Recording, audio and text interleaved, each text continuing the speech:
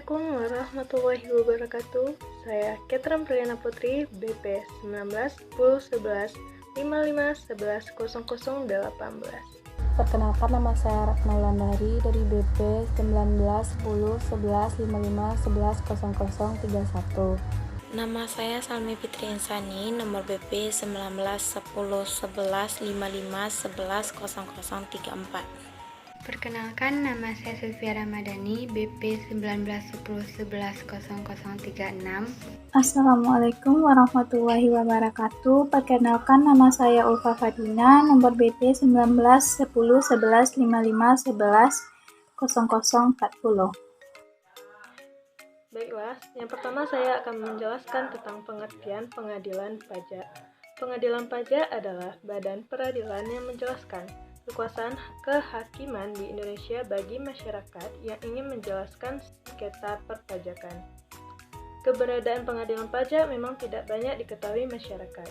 Padahal, lembaga ini sudah berdiri di Indonesia sejak 2002. Seperti tersirat dalam pengertian pengadilan pajak di atas, lembaga ini didirikan dengan tujuan memberikan keadilan bagi penanganan pajak di Indonesia. Lantas, apa hal yang dapat menimbulkan sengketa perpajakan? Salah satu contohnya adalah adanya ketidaksesuaian antara peraturan pajak dan pelaksanaannya di lapangan. Sengketa pajak adalah sengketa yang timbul dalam bidang perpajakan antara wajib pajak atau penanggung pajak dengan pejabat yang berwenang sebagai akibat dikeluarkannya keputusan yang dapat diajukan banding atau gugatan kepada pengadilan pajak berdasarkan peraturan perundang-undangan perpajakan, termasuk gugatan atas pelaksanaan penagihan berdasarkan undang-undang penagihan pajak dengan surat paksa. Banding adalah upaya hukum yang dapat dilakukan oleh wajib pajak atau penanggung pajak terhadap suatu keputusan yang dapat diajukan banding berdasarkan peraturan perundang-undang perpajakan yang berlaku. Gugatan adalah upaya hukum yang dapat dilakukan oleh wajib pajak atau penanggung pajak terhadap pelaksanaan penagihan pajak atau terhadap keputusan yang dapat diajukan gugatan berdasarkan peraturan perundang-undangan perpajakan yang berlaku. Baiklah, saya akan melanjutkan materi sebelumnya, yaitu kedudukan. Pengadilan pajak merupakan badan peradilan yang melaksanakan kekuasaan kehakiman bagi wajib pajak dan penanggung pajak yang mencari peradilan terhadap sengketa pajak. Pembentukan pengadilan pajak berkedudukan di Ibu Kota Negara pada tahun 2002. Saat ini, pengadilan pajak juga berkedudukan di Yogyakarta yang dibentuk pada tahun 2012. Selanjutnya, pada tahun 2013, pengadilan pajak juga berkedudukan di Surabaya. Selanjutnya, saya kembalikan kepada rekan saya. Yang ketiga, hal-hal yang perlu diketahui tentang pengadilan pajak. Pertama, lokasi pengadilan pajak. Secara resmi, kedudukan pengadilan pajak berada di wilayah DKI Jakarta sebagai ibu kota negara, tepatnya di Jalan Hayam Wuruk nomor 7 Jakarta Pusat. Meski demikian, pelaksanaan proses persidangan bisa dilakukan di lokasi yang ditentukan oleh ketua pengadilan. Sejauh ini, sidang pengadilan pajak pernah digelar di dua kota, yang pertama Yogyakarta dan Surabaya. Materi selanjutnya 2. Struktur organisasi pengadilan pajak. Secara struktur, pengadilan pajak berada dalam lingkup pengadilan tata usaha negara. Otomatis, semua perangkat pengadilan dari mulai pembinaan aset, anggaran, serta pengawasan dikelola oleh Mahkamah Agung. Meski demikian, memiliki dua sisi yang bertolak belakang. Di satu sisi, pembinaan teknis pengadilan pajak dilakukan oleh MA yang membuatnya menjadi salah satu lembaga yudikatif di Indonesia. Sementara di sisi lain, pembinaan organisasi, administrasi, dan keuangannya dilakukan oleh Kementerian Keuangan. Dua sisi ini menjadikan pengadilan pajak menjadi pengadilan khusus. Susunan organisasinya terdiri dari pimpinan, hakim anggota, dan sekretaris yang merangkap menjadi panitera. Selanjutnya 3. Gugatan dalam pengadilan pajak. Ada dua jenis gugatan yang bisa dilakukan di pengadilan pajak. Yang pertama, negara boleh melakukan tuntutan berupa penagihan pajak terhadap wajib pajak yang tidak memenuhi kewajibannya.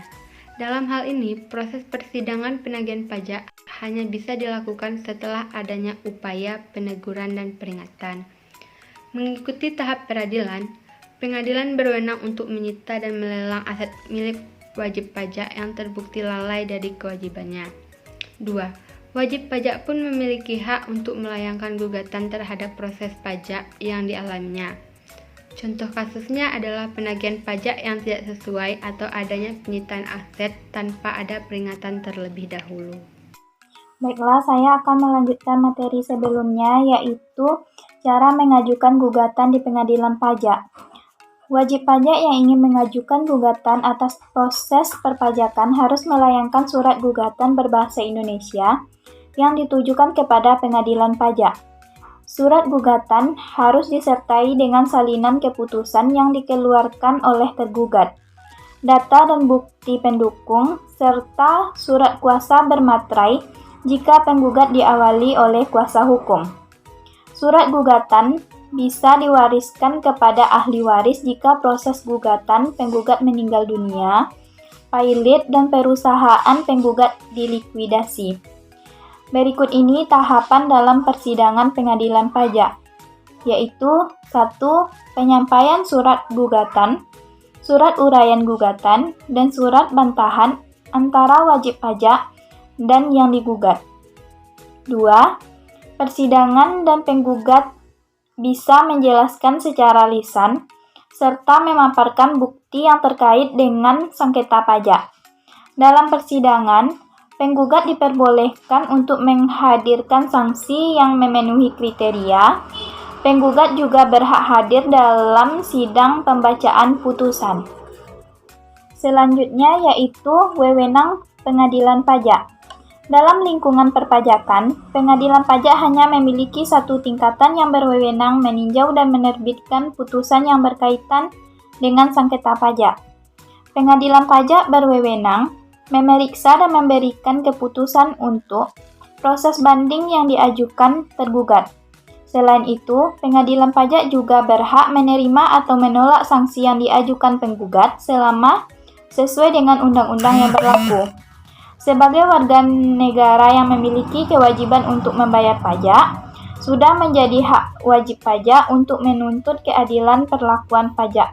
Oleh karena itu, pengadilan pajak ada untuk menciptakan kedudukan hukum yang sama bagi setiap warga negara Indonesia. Analisis penyelesaian sengketa banding atas kasus pajak pertambahan nilai di pengadilan pajak atau studi kasus PTOP.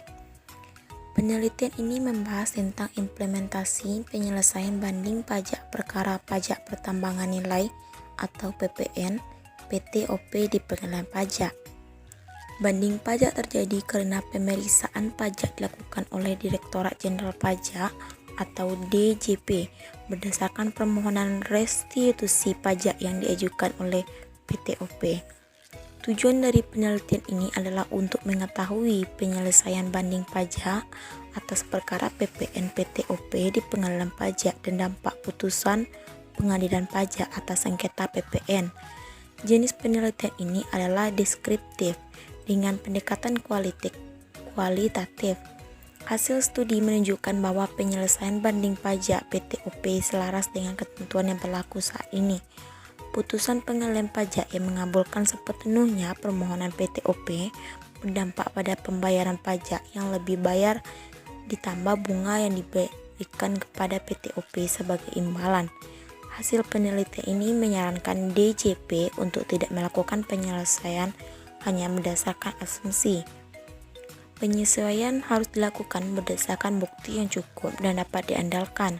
Studi tersebut juga menyarankan PTOP untuk menerapkan restitusi PPN setiap masa pajak untuk menghindari denda jika ada penyesuaian dalam penyelesaian pajak.